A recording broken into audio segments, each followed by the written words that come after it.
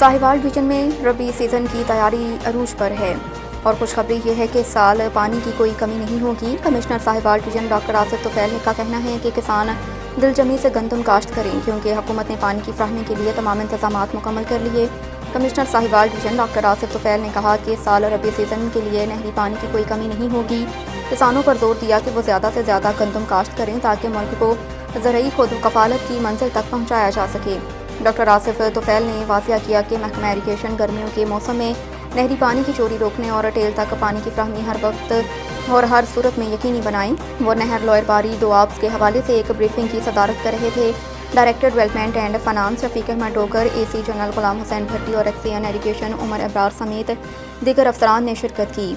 Briefing में बताया गया कि नहर लॉयर बारी दोआब 1912 में ऑपरेशनल हुई, जिसकी गुंजाइश 9,841 क्यूसिक है। इससे गोगिरा कैनाल के अलावा ज़िला ओकाड़ा में 52 और ज़िला साहिवाल में 90 नहरें निकाली गईं, जो मजमूई तौर पर 9,58,000 एकड़ रकबा ज़राअत करती हैं।